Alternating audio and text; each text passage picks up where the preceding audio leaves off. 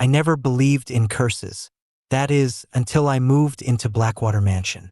It all started when I inherited the old house from a great aunt I'd never met. First, I thought it was a stroke of luck. A free mansion in a quaint little town? Who wouldn't jump at that chance? The moment I set foot in Blackwater, though, something felt off. The air was heavy, like it was pressing down on my chest.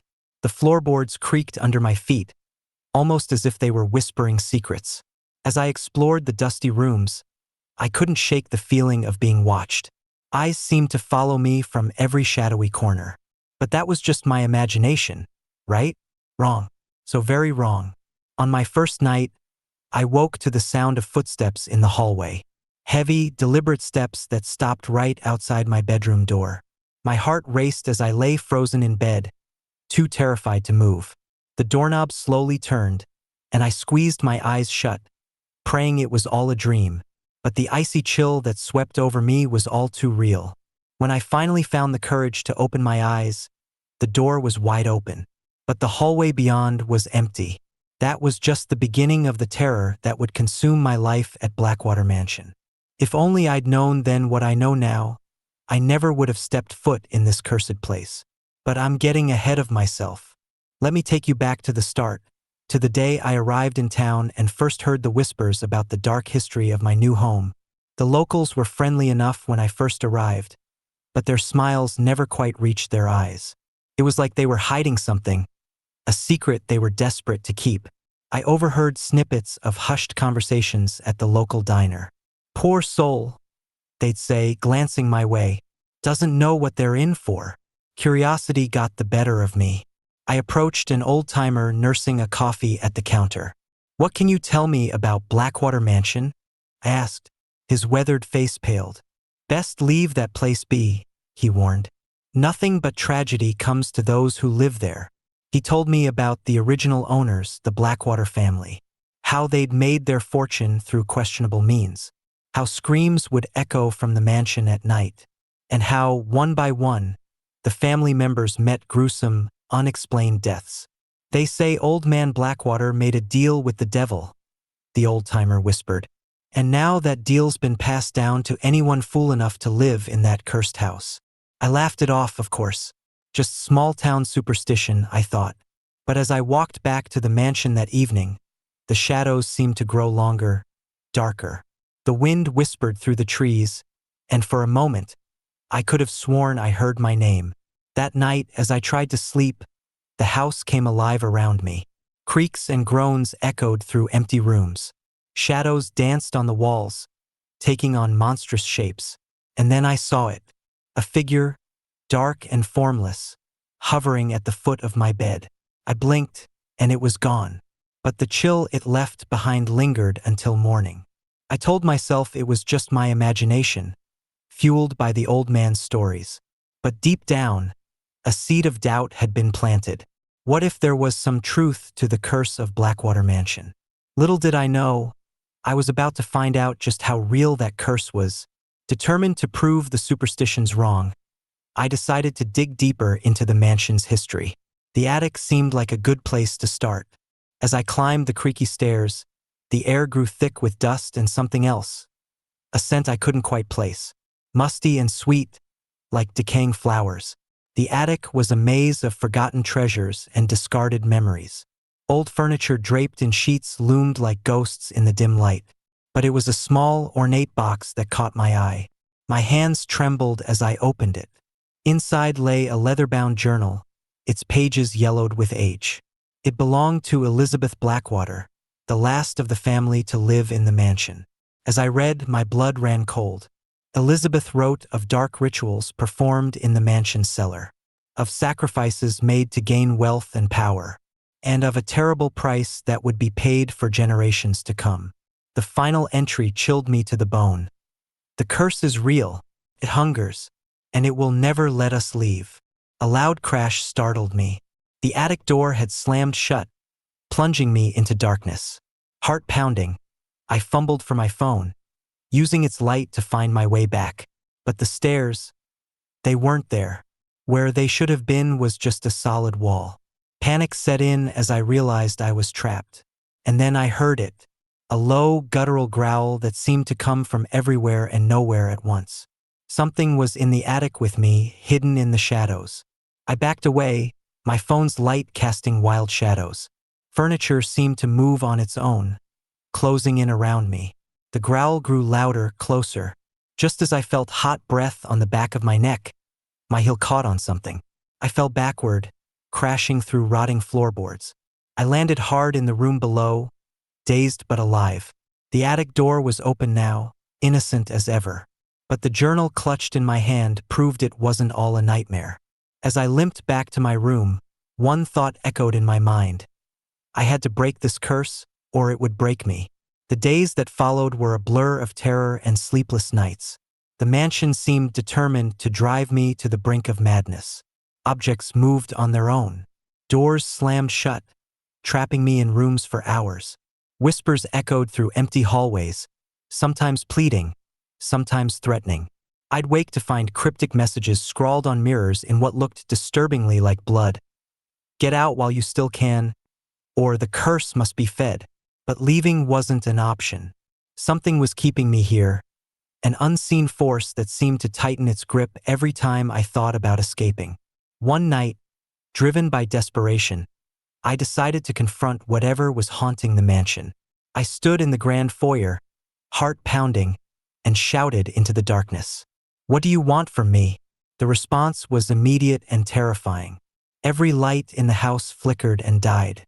A bone-chilling wind whipped through the room, carrying with it the stench of decay. And then I saw them, shadowy figures, dozens of them, materialized all around me.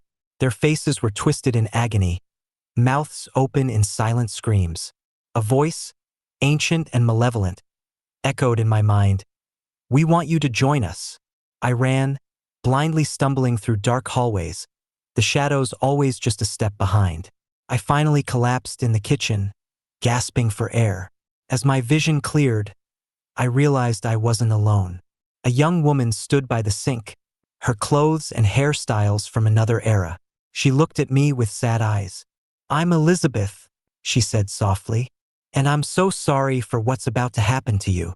Before I could respond, she vanished, leaving me alone with the terrifying knowledge that the past inhabitants of Blackwater Mansion were now my tormentors. I knew then that I had to find a way to break this curse, not just for my sake, but for all the souls trapped within these walls. But how do you fight an enemy you can't see or touch? The answer, I would soon discover, lay hidden in the very foundations of the mansion itself. With Elizabeth's warning echoing in my mind, I knew I had to act fast. The curse was growing stronger, and I could feel it trying to consume me. I returned to Elizabeth's journal, poring over every page for clues. There, in the faded ink, I found my answer. The cellar, the source of the Blackwater family's power and the heart of the curse. Descending into the cellar felt like entering the mouth of a beast. The air was thick with the metallic scent of blood and the musty odor of decay. In the center of the room stood an altar, ancient and foreboding. Carved into its surface were symbols I didn't recognize and words in a language long forgotten. This was it, the source of all the pain and suffering that had plagued Blackwater Mansion for generations. As I approached the altar, the shadows around me came alive. They swirled and writhed, taking on monstrous forms. The voices of the trapped souls cried out, some begging for release, others demanding I leave. But I stood my ground. I had come too far to back down now. Following the instructions in Elizabeth's journal, I began the ritual to break the curse. Words of power fell from my lips, words that burned my tongue and filled the air with crackling energy. The shadows fought back, clawing at me, trying to stop what I had started. Pain seared through my body, but I forced myself to continue. As I spoke the final word, a blinding light erupted from the altar. The shadows screamed, a sound of both agony and release. The very foundations of the house shook. And then, silence. When I opened my eyes, the cellar was just a cellar.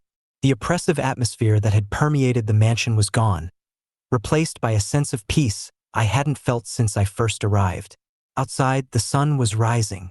As its rays touched the mansion, I could have sworn I saw the silhouettes of people walking into the light. Elizabeth was among them, and she turned to give me a grateful smile before fading away. The curse of Blackwater Mansion was broken. The trapped souls were finally free. As for me, I had a choice to make. I could leave this place and its dark history behind, or I could stay, transforming the mansion into a place of light and life. Either way, I knew one thing for certain. I would never again doubt the power of curses, or the strength it takes to break them.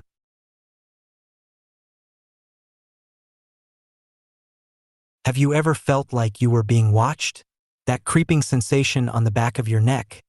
The feeling that something's just not right? Well, let me tell you, that's nothing compared to what I experienced in the Whispering Woods. It all started with a dare. Stupid, I know. But when you're young and trying to prove yourself, you do dumb things. My name's Alex, and I was just a regular teenager looking for some excitement in our boring little town. That's when my best friend, Jake, came up with the brilliant idea to explore the Whispering Woods. Now, everyone in town knew about the woods. They were off-limits, surrounded by no trespassing signs and barbed wire fences. People said those who went in never came out. "Come on," Jake had said, his eyes glinting with mischief. "Don't you want to know what's really in there? We could be the ones to solve the mystery." I hesitated, but then Sarah, the girl I had a crush on, piped up. "I'm in if Alex is," she said, looking right at me. How could I say no after that? So there we were, the next night, standing at the edge of the Whispering Woods. Jake, Sarah, our tech-savvy friend Mia, and me, four idiots about to make the biggest mistake of our lives. As we cut through the fence, the woods seemed to come alive. The trees creaked and groaned, their branches reaching out like gnarled fingers. A cold wind whispered through the leaves, and I could have sworn I heard my name. "Last chance to back out," Jake said, his voice shaky despite his bravado. I looked at Sarah, then at the dark forest looming before us. "No way," I said, swallowing hard. "We're doing this." And with that, we stepped into the Whispering Woods, leaving behind the safety of our world and entering a nightmare we could never have imagined. If only we had known what was waiting for us in those woods. If only we had listened to the warnings. But it was too late now. We were about to uncover the terrifying secret of the Whispering Woods, and nothing would ever be the same again. The moment we stepped into the Whispering Woods, everything changed. The air became thick and heavy, like trying to breathe underwater. Our flashlights flickered, casting eerie shadows that seemed to move on their own. "Stay close," I said, trying to keep my voice steady. "And keep an eye on each other." We moved deeper into the woods, the trees growing denser with each step. The moonlight barely penetrated the canopy above, leaving us in near darkness. Mia pulled out her phone, frowning. "Guys, there's no signal here, and my GPS isn't working." A chill ran down my spine. We were cut off from the outside world. As we pushed on, strange things began to happen. Whispers echoed around us, too faint to make out words, but clearly not just the wind. Shadows darted between trees, always just out of sight. "Did you see that?" Sarah gasped, pointing to our left. We all turned, but there was nothing there. Just more trees and darkness. "It's just our imagination," Jake said, but he didn't sound convinced. That's when we found the first sign that we weren't alone. Carved into a massive oak tree was a symbol, a circle with strange markings inside. It seemed to glow faintly in the darkness. "What is that?" Mia asked, reaching out to touch it. "Don't." I grabbed her hand, pulling it back. Something told me touching that symbol would be a very bad idea. As if in response to our discovery, the woods around us erupted in sound. Whispers became shouts, unintelligible but filled with anger and fear. The trees themselves seemed to groan and shift. "Run!" I yelled, grabbing Sarah's hand. We took off deeper into the woods, branches whipping at our faces, roots threatening to trip us at every step. The sounds followed, growing louder and more frenzied. Suddenly, Jake let out a scream. We turned to see him being dragged backwards by something. A dark shape, more shadow than substance, had wrapped itself around his legs. Without thinking, I lunged forward, grabbing Jake's arms. Hold on, I shouted, pulling with all my might. For a moment, it was a tug of war between me and the shadow. Then, with a sound like tearing fabric, Jake came free. We stumbled backwards, gasping for air. What was that? Jake panted, his eyes wide with terror. Before anyone could answer, a new sound cut through the chaos. A low, melodic humming that seemed to come from everywhere at once. The other noises stopped abruptly, leaving only that haunting melody. And as we stood there, hearts pounding, we realized we had just stepped into something far more terrifying than we could have ever imagined. Little did we know, our ordeal was only beginning. The humming led us deeper into the woods. It was hypnotic, almost soothing after the chaos we just experienced. We followed it without really meaning to, drawn by its eerie melody. Should we really be going towards the creepy music? Mia asked, her voice shaky. But we didn't have much choice. Every time we tried to turn back, the trees seemed to shift, blocking our path. The only way was forward. After what felt like hours of walking, we stumbled into a clearing. The humming stopped abruptly, leaving us in an unnerving silence. In the center of the clearing stood a circle of standing stones, each one taller than any of us. They looked ancient, covered in moss and the same strange symbols we'd seen on the tree. "What is this place?" Sarah whispered, her eyes wide. As if in answer, the stones began to glow. A soft, pulsing light emanated from the symbols, bathing the clearing in an otherworldly green glow. "Okay, this is officially freaking me out," Jake said, backing away. "We need to leave. Now." But as we turned to go, we found our path blocked. The shadows we'd seen earlier were back, but now they had form. Vaguely humanoid shapes, dark as night, with glowing eyes that matched the light from the stones. We huddled together in the center of the circle, surrounded by these things. I could feel Sarah trembling beside me, hear Mia's panicked breathing. That's when one of the shadow figures stepped forward. When it spoke, its voice was like rustling leaves and creaking branches. "You do not belong here," it said. "This place is not for your kind." "We're sorry," I said, trying to keep my voice from shaking. "We didn't mean to trespass. We'll leave right away." The figure tilted its head, as if confused. "Leave? No one leaves the Whispering Woods. Not anymore." A cold dread settled in my stomach. "What do you mean?" "You have seen too much. The secret must be protected." The other shadows began to close in, their forms shifting and writhing. We pressed closer together, our backs against the cold stone.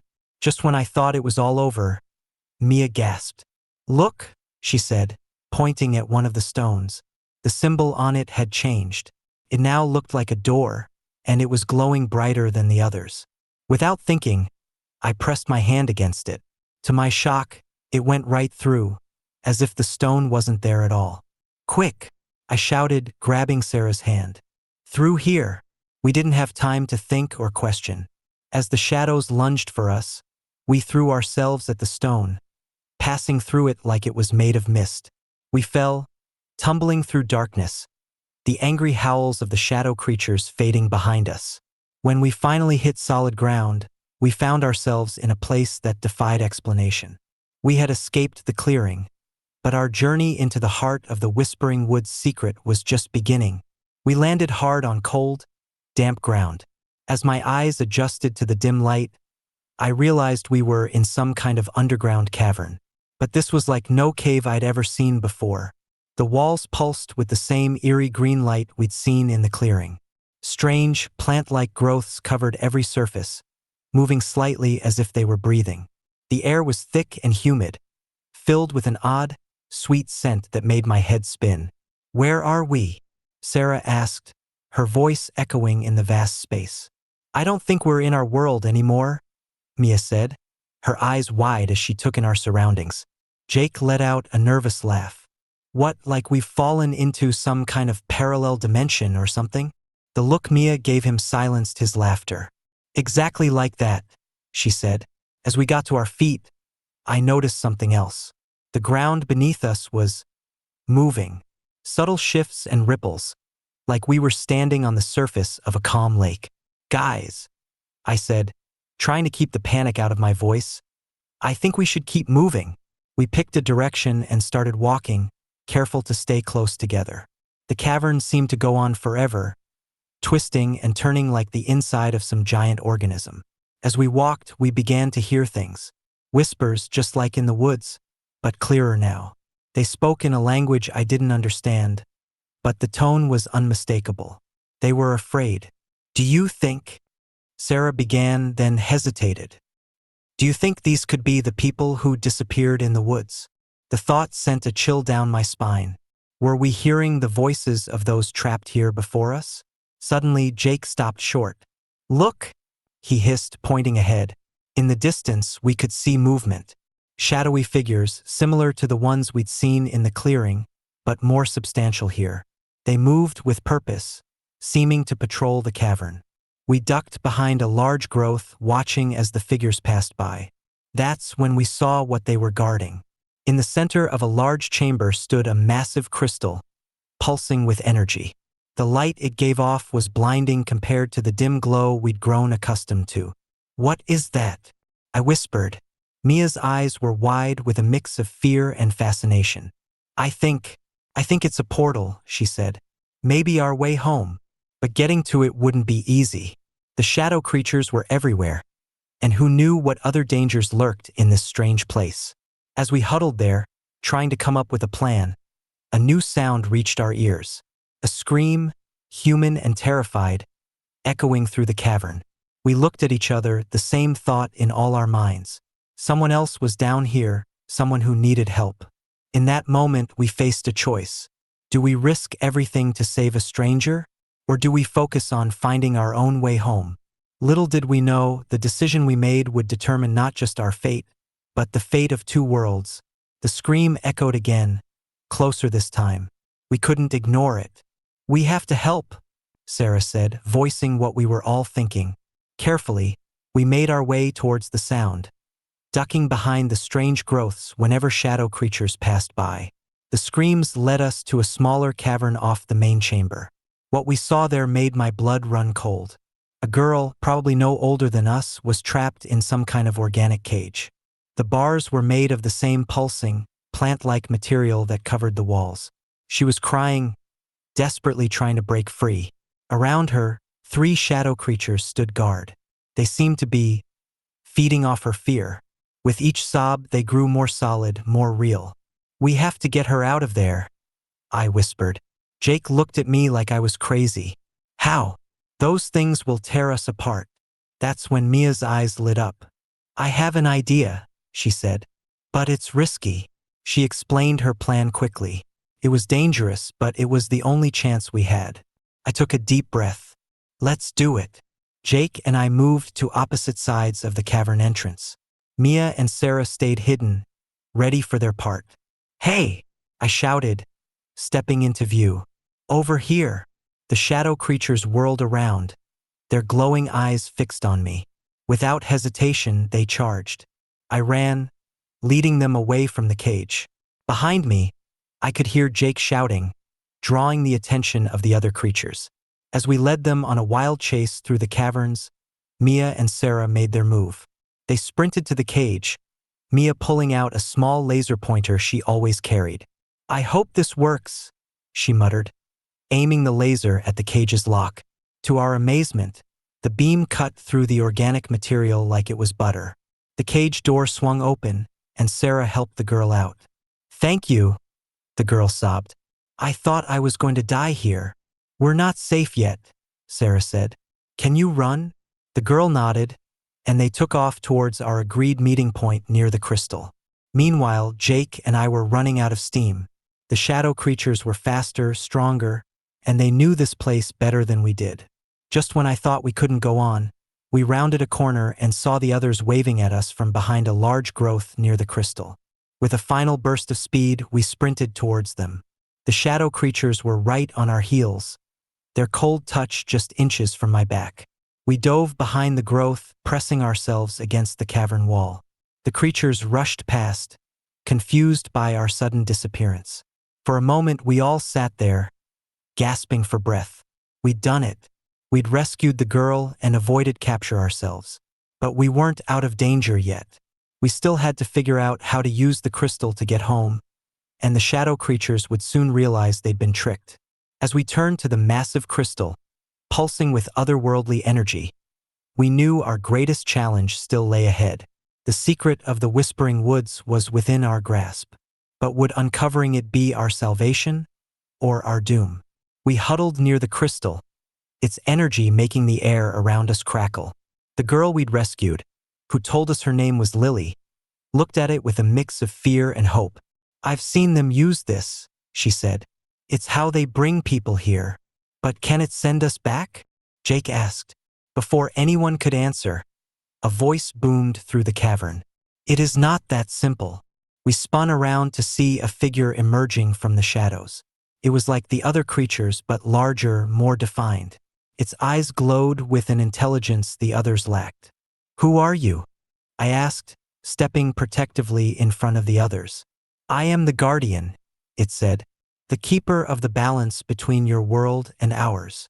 The Guardian approached, its form shifting and swirling. "You seek to leave, but you do not understand the consequences of your actions." "What consequences?" Mia asked. "We just want to go home." The Guardian's eyes seemed to soften. "Your home and ours. They are connected in ways you cannot imagine."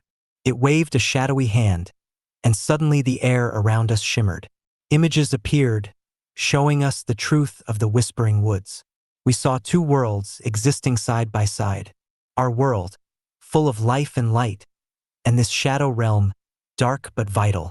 The woods were the bridge between them, maintaining a delicate balance. "For centuries," the Guardian explained, "we have kept our worlds separate, but your kind, in their curiosity, kept finding ways through. We had to protect our realm and yours." "By kidnapping people?"